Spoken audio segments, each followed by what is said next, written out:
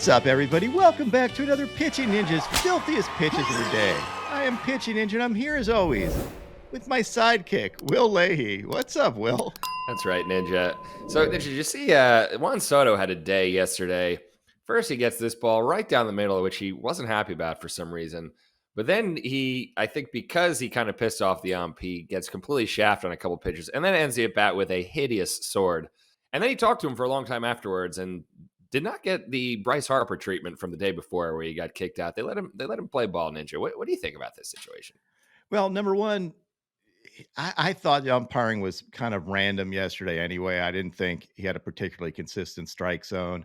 Um, I do kind of like veteran players, and even though Soto isn't a longtime veteran, he is a veteran. He knows the zone better than almost any umpire. Now he games it sometimes. He argues pitches. Maybe he shouldn't argue. I've seen that too. But give him some leash. Like let him talk as long as it's not I delaying the like the game too leash. much. I bet you do. Easy now. I would way rather see star players stay in the game than star players get kicked out because umpires have quick triggers and they're all about authoritarianism and all that stuff. I'd rather see the stars at least discuss it.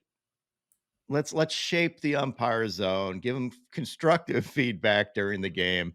As long as you're not calling them names and stuff, I think you can probably do that, right? The weird thing though is I think Soto also got some calls where they were calling things not swings that were arguably swings, almost like he got on the umpire's good side later in the game. So I like Soto. I think he's a character, great for the game. I like Harper too. Shouldn't have been ejected. So let's clean it up. Or we go with the robo ump rule where the robot gets to kill whoever argues with it. Yeah, of course. All right, we're going to go into our whip around the league. I'm going to start with Reese Olson, who had 4 Ks in 6 1/3 innings, giving up no earned runs. Reese Olson's ERA is now 1.92. Yep, the baby-faced assassin continues to be awesome. And the Tigers won yesterday 2-1, so he picked up a win. He's no longer the best pitcher without a win. He had this filthy backdoor two-seamer, these changeups, picked up a sword. Faced Jose Barrios, who had 5 Ks in 7 innings, giving up 2 runs, and had these two-seamers, including this front door two-seamer. Luis Severino had 6 strikeouts in 7 innings, giving up only 2 hits and 1 run. He had these upper 90s fastballs, these sliders, and again, I've been saying this over and over, but he looks like prime Luis Severino. Sevy is back. So you would think the Mets won. Absolutely Did they not. win? They absolutely didn't. You're right. They lost the game to the Giants 7-2. And Jordan Hicks pitched really well. He had 8 strikeouts in 5 innings, giving up only 2 hits himself and 1 run. He had these sinkers that had up to 17 inches of run and these splitters, man, over and over again. And I love the fist pump, although I think he owes Luis Castillo some royalties on this one. Last year, he threw his splitter 1.6% of the time. This year, he's throwing it 23.1% of the time. You know why? Because hitters are only hitting 0.89 against it with nearly a 40% whiff rate. So you got a good pitch, keep throwing it. The Trap King, Eric Fetty, yeah, baby, had 6 Ks at 6 1/3 scoreless innings, giving up 3 hits. He's been outstanding this year. He had these elevated two-seamers and these changeups, including this one that had 1938 RPMs. The Trap King faced Albert Suarez, who honestly wasn't all that outstanding. He had 3 strikeouts in 4 innings, but gave up no runs and kept his team in the game well enough that the Orioles won 5-3. He had these elevated fastballs, but again, nothing all that special. Chris Paddock faced Michael Lorenzen, and the Twins won 5-3. And again, not all that exciting pitching. Lorenzen had 4 Ks in 6 innings, giving up 1 run. And Chris Paddock had 3 Ks in 5 innings, giving up 2 runs. Mitch Keller led the Pirates over the Braves 4-1. And he pitched well. He had 4 strikeouts in 6 2/3 innings, giving up only 1 run. Had this painted inside two-seamer to Albies that I think scared the living crap out of him. And this sweeper. He outdueled Reynaldo Lopez, who had 3 Ks in 4 2/3 innings, giving up 2 earned runs, and a couple of nasty sliders. Not his best game, but his ERA this year is 1.75, so we'll give him a couple games off.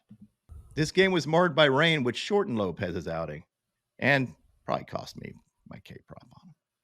Trevor Williams had 8 strikeouts in 5 innings, giving up 1 run, kept the team in the game. The Nats eventually won 3-1, and this was a career high for Trevor Williams in strikeouts. Obviously, his fastball isn't anything special. He tops out at like 89, 90, but his sweeper is nasty. He has a 48% whiff rate on a sweeper this year, and opponents are only hitting 138 against it. This is kind of a new pitch for him. Last year, he threw it 2.8% at a time. This year, it's up to 19% at a time. I wouldn't be surprised to see that raise up a little bit because honestly, his fastball is nothing to write home about at all. And the sweeper is good. He faced Logan Gilbert, who had 4 strikeouts in 6 innings, giving up 1 run. He had this heater, this cutter, this slider, and this wicked splitter. And also this play where he makes the play, falls to the ground, and bursts into flames. Ah! Sniper! Yep, no Logan Gilberts were injured in the making of this video. JP Sears had 1 K in 6 innings, giving up no earned runs, helping the A's to beat the Astros 3-1. Sears' ERA is now 3.88, and he had this inadvertently painted backdoor sweeper. He faced Spencer Arrighetti, who looked pretty solid yesterday. He had 7 Ks in 5 innings, giving up 3 runs. And these cutters had nasty sweepers and curveball. I thought I saw something really good out of Arrighetti yesterday. Jesus, the Astros are only 3.5 games back now already. Dude, I don't know. They're always going to. The Astros are always going to be in contention. Just no matter what happens, it's just going to happen. I mean, people are writing them off like 20 games in the season. There's 100 games left, and they're 3.5 back. They're going to be in the ALCS. Brady Singer had 3 Ks in 5 innings, giving up 1 earned run. He had this paintish 2-seamer and sliders. Not great stuff, but enough for the Royals to beat the Rays 7-4. Singer faced Aaron Savali, who had 5 Ks in 5 innings, giving up 2 runs, and had this backdoor cutter and curveballs. Jared Koenig had 3 Ks and 1 1/3 perfect innings as the opener, relying mostly on his fastball. And he outdueled, well, did he really outduel him if he's the opener? He beat Nick Pivetta, who was bleh. At 3 Ks and 3 1/3 innings, giving up 5 runs. Really nothing special out of Pivetta. Just wasn't a great outing for him. Miles Michaelis had 6 Ks in 6 innings, giving up 3 runs as the Cardinals beat the Cubs 7-6. Not really a pitcher's duel. Michaelis had this slider and sweeper, which was enough to beat Jamison Tyone, who had 3 Ks in 5 2/3 innings, giving up 3 runs, and had this painted cutter and sweeper.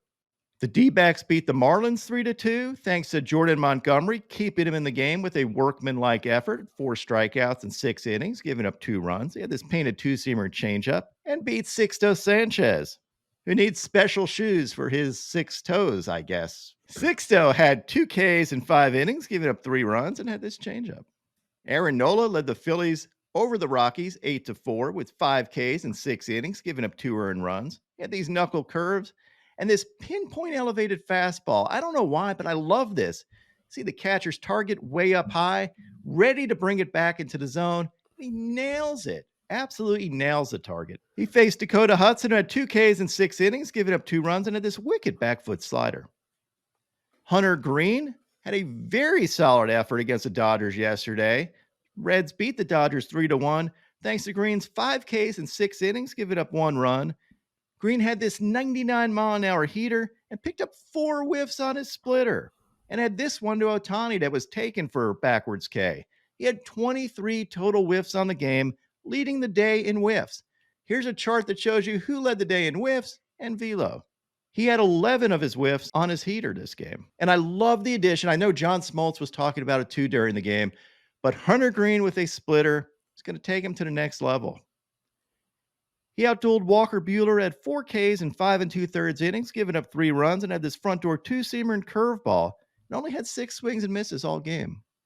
Tanner Bybee had 6 Ks in 6 innings, giving up 3 runs. The Guardians picked up a win over the Angels 4-3.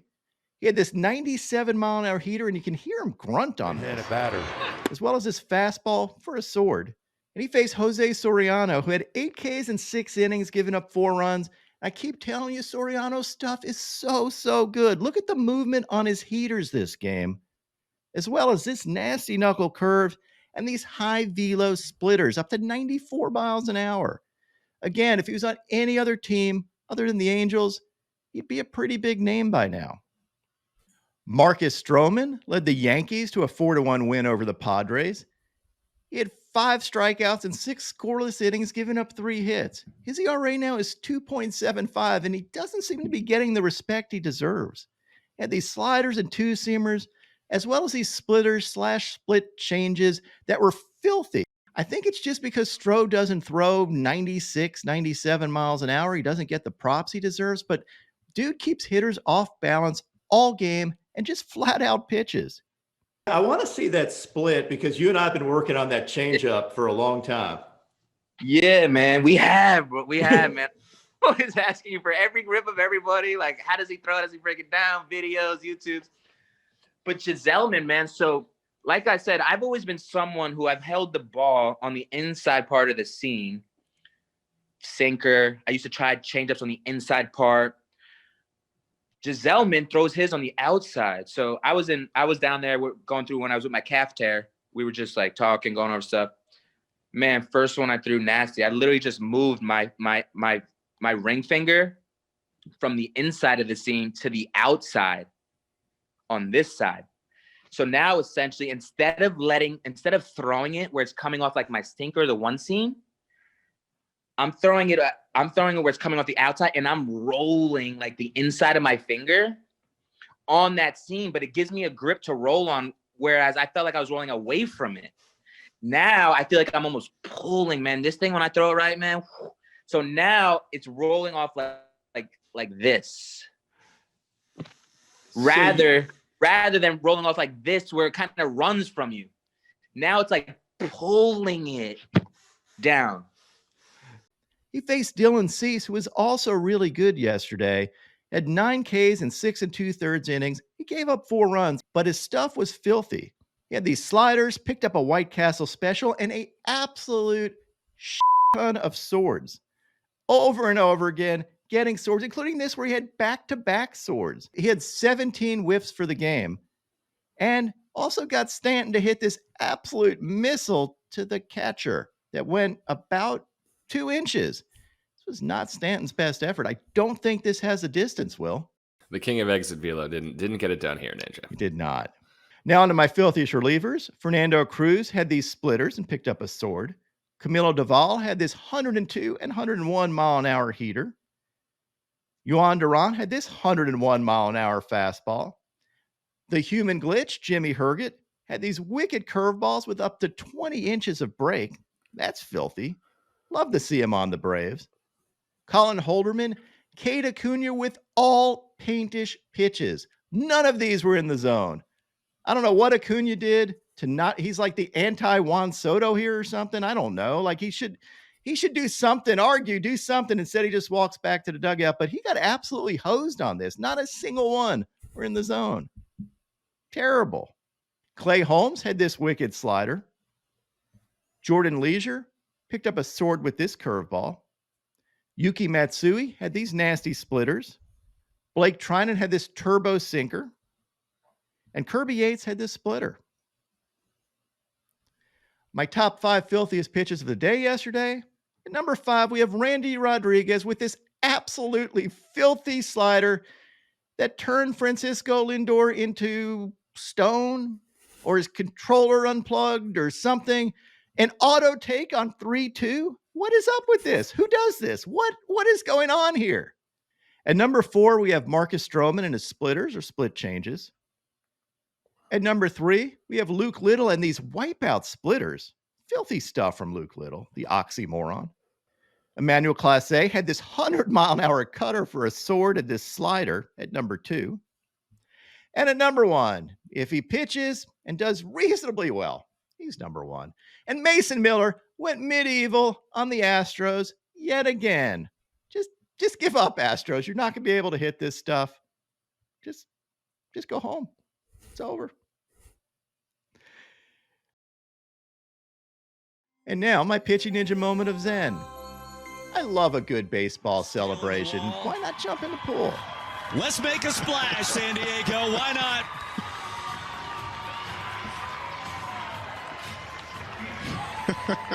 What a great scene. Do they think this is Chase Field? My picks of the day today are a 3-leg parlay.